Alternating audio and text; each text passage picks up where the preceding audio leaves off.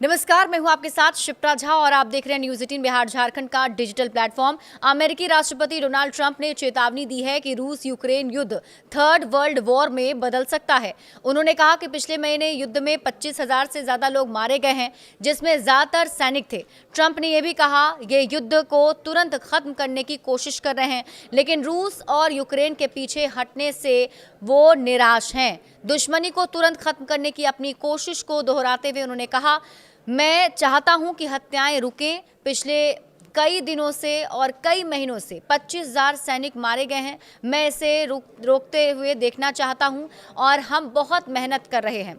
इससे पहले white house की प्रेस सेक्रेटरी कैरोलिन लेविट ने भी कहा था कि प्रेसिडेंट मॉस्को और कीव दोनों से युद्ध विराम की धीमी तरक्की को लेकर बहुत ज्यादा निराश हैं और सिर्फ मिलने के लिए मीटिंग करने को तैयार नहीं हैं। लेविट ने कहा कि ट्रंप ऐसी मीटिंग से थक चुके हैं जिनसे कुछ हासिल नहीं होता और वे नतीजे चाहते हैं, बातें नहीं, क्योंकि यूएस 4 साल से चल रहे युद्ध को खत्म करने के लिए मुख्य मीडिएटर के तौर पर काम कर रहा है।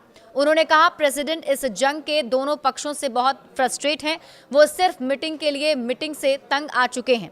वो और बात नहीं करना चाहते, वो एक्शन चाहते हैं। वो चाहते हैं कि ये जंग खत्म हो। उन्होंने आगे कहा, इस तरह की चीजों का नतीजा थर्ड वर्ल्ड वॉर होता है और मैंने ये उस दिन कहा था।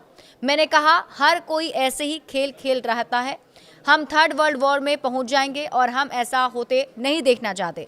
ट्रंप ने यह भी कहा कि यूएस रूस के साथ जंग खत्म करने के लिए एक सिक्योरिटी अग्रीमेंट के हिस्से के तौर पर यूक्रेन को मदद देने को तैयार है।